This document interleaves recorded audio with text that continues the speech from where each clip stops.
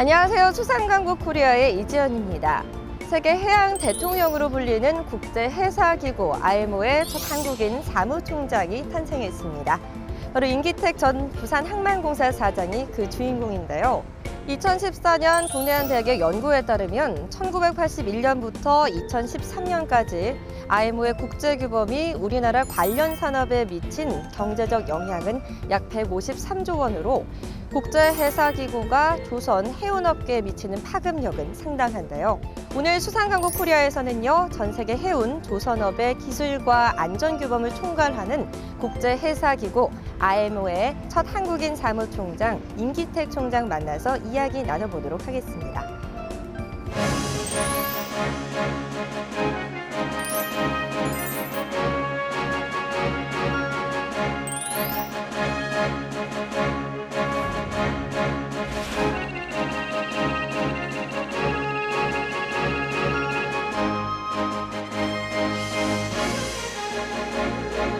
안녕하세요, 총장님. 만나 뵙게 돼서 너무 영광입니다. 네, 반갑습니다.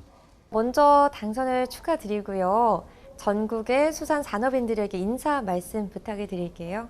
예, 오늘 전국 수산업인들을 이렇게 뵙게 돼서 큰 영광입니다. 그리고 제가 또 이런 부산항공사 사장직을 떠나서 또 지금 국제해사기구의 업무를 맡게 되면서 또 수산인들을 뵙게 되니까 여러 가지 참 부탁드리고 싶은 말씀도 많고 또 격려 받고 싶은 말씀도 많고 그렇습니다. 반갑습니다.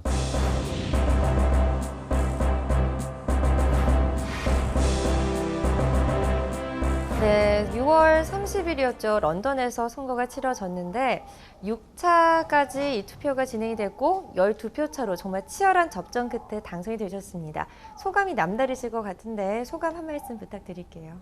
예, 이번 선거는 일종의 한편 드라마 같았습니다. IMO의 이제 국제해사기구의 56년 역사상 처음으로 6차까지 가는 선거가 있었습니다. 근데 그런 과정에서 특히 이제 유럽하고 이제 아시아하고 마지막 대결을 하는 모습이 되었기 때문에 전 세계에 이제 관심을 받았고요. 그런 과정에서 결과가 좋았던 것은 결국 우리나라의 이제 국력이 당연히 반영이 되고 또 대통령님을 비롯한 우리 정부의 아주 적극적인 지원이 있었습니다. 또 특히 해수부와 또 외교부의 협업 외교 활동이 좋았고 또 국회에서도 많은 도움을 주셔가지고 합동 노력이 좋은 결과를 맺게 된 요인이라 이렇게 생각을 합니다. 네, 세계 해양 대통령이자 바다의 유엔이라고 불리는 국제해사기구. 사실 많은 분들이 어떤 일을 하는 기관인지 궁금해하실 것 같은데요. 설명 부탁드릴게요. 예, 이제 바다에는 잘 아시다시피 이제 선박이 운항을 하지 않습니까? 뭐 상선도 있고 이제 어선도 있고. 그런 이제 IMO 국제해사기구 역할은 어선이든 상선이든 선박이 탄생될 때 건조되어서 탄생될 때부터 사망할 때까지 일어나는 모든 선박 운항에 관련되는 국제법을 만들고 또 그 국제법이 잘 이행되고 있는지를 모니터, 감독하는 이런 일을 하고 있고요. 예를 들면 이제 선박의 이제 구조나 설비에 대한 기준을 다 만들고요. 그다음 두 번째는 이제 선원들 또는 해기사들이 올바르게 교육을 받고 또 훈련을 받고 또 안전하게 선박을 운항할 수 있는 역량을 갖추도록 하고요. 그리고 선박이 이제 혹시 이제 만에 하나 사고가 발생됐을 때 인명 구조를 잘 해야 되고 또 오염 사고든지 인명 피해가 발생되면은 그 보상을 어떻게 해주는지 이런 보상 체계도 하고 그리고 이제 해양 환경을 보호를 해야 되기 때문에 선박에 의해서 해양 오염 발생되는 걸 방지도 하고 또 요즘은 이제 선박에 의한 대기 오염의 문제도 지금 챙기고 있고 전반적으로 이제 바다와 관련된 일을 관장을 하고 있습니다.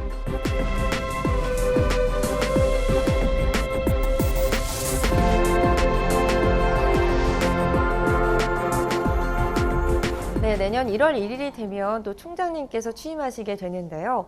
그럼 또 많은 책무를 맡게 되실 텐데 특히나 어떤 부분에 역점을 두실 계획인지도 궁금합니다.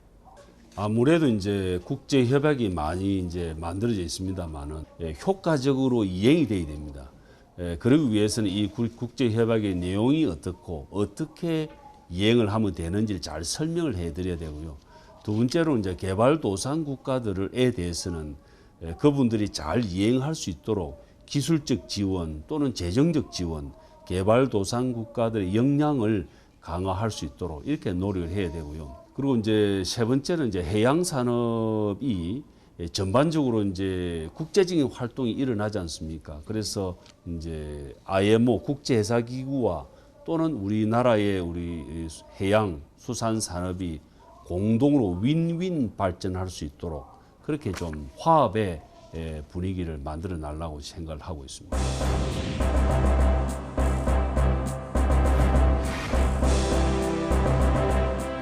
네, 최근 들어서 크고 작은 해양 사고들이 끊이지 않고 발생을 하고 있습니다. 참 안타까운 일인데 국제해사기구에서는 이런 해양 사고를 좀 줄이기 위해서 첨단 정보통신 기술을 도입한다라고 들었습니다.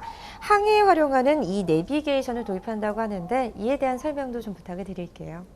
예, 저도 이제 상당 기간 동안 우리 어선의 안전 문제에 대해서 걱정을 해왔습니다만은 특히 이제 어선 또는 원양 어선들의 이제 사고에 따라서 인명 피해가 최근에도 많이 발생됐지 않습니까? 그래서 많은 걱정을 하는데 그래서 이제 관련해 가지고 이제 국제해사기구에서 이제 소위 이 내비게이션은 최첨단 전자 항법 체계입니다. 그리고 기존 항법 체계를 전면적으로 바꾸는 하나의 혁신적인 조치거든요. 네. 마침 이 내용은 이제 그 IT 기술이 많이 복합적으로 들어갑니다. 그래서 우리나라의 경우에는 IT 강국이기 때문에 우리나라도 이제 IT 기술을 이 내용에다 잘 접목을 시켜서 소위 최첨단 전자 항법 체계가 잘 발전되고 또 이런 내용들이 앞으로 이제 우리 원양어선이나 어선들의 안전 확보 또는 우리 어선 선원들의 인명 안전을 위해서 많은 기여를 할 수 있도록 저도 런던에 가서 노력을 하도록 하겠습니다. 네, 마지막으로 수산인들을 위한 격려 말씀 부탁드리겠습니다. 예, 제가 보기에는 이제 우리나라의 여건과 다른 해양수산 강국의 사례들을 같이 복합적으로 봤을 때 수산업은 제가 볼 때는 1차, 2차, 3차가 섞여져 있는 복합 산업입니다. 그래서 이 복합 산업을 잘 발전시키려면 우선 1차적인 산업에 있어서는 어선이 우선 안전해야 되고 또 연안 환경이 깨끗해야 되고 그로 인해서 어민들의 복지가 증진될 수 있도록 해야 되고요. 두 번째는 이제 제조업에 관해서는 이 수산물을 이용한 우리 가공식품들이 많이 있지 않습니까? 그럼 우리나라에 이제 그 기술력도 높기 때문에 이런 가공식품들을 잘 발전시켜서 수출 효자 산업이 될 수 있도록 이렇게 노력해 나가야 되고 3차 산업에 있어서는 제가 보기에 우리나라 이제 연안에 따라서 어촌이 많이 있지 않습니까? 어촌 관광 자원을 아주 정밀하게 잘 발전시켜야 된다고 생각을 합니다. 그래서 이제 어촌 관광을 하기 위해서는 우선 다른 어촌의 발전된 사례들을 다른 나라에 뭐 유럽이 되든 또는 미국이 되든 주로 유럽 쪽에 그런 사례들이 많습니다만 그런 것을 잘 정보를 좀 수집해서 우리나라의 정책에 반영하고 또 특히 이제 우리 어촌에 있는 어민들이나 또는 수산인들이 다른 그런 좋은 사례들 뭐가 있는지를 직접 보시면서 또 관련된 정보를 받으면서 결국 정부의 정책과 우리 수산인들, 어민들이 합동으로 어촌 관광을 발전시킬 수 있도록 그래서 이런 내용들을 우리나라 정부에도 정책 우선순위에 좀 높여 나갈 수 있으면 좋겠다 생각을 하고요. 이런 1차, 2차, 3차가 다 묶여진 복합 산업을 통해서 우리 풍요로운 어촌이 될 수 있도록 기대를 많이 하겠습니다. 네, 지금까지 국제해사기구 IMO 임기택 총장님 만나서 이야기 나눠봤습니다. 좋은 말씀 감사합니다. 감사합니다.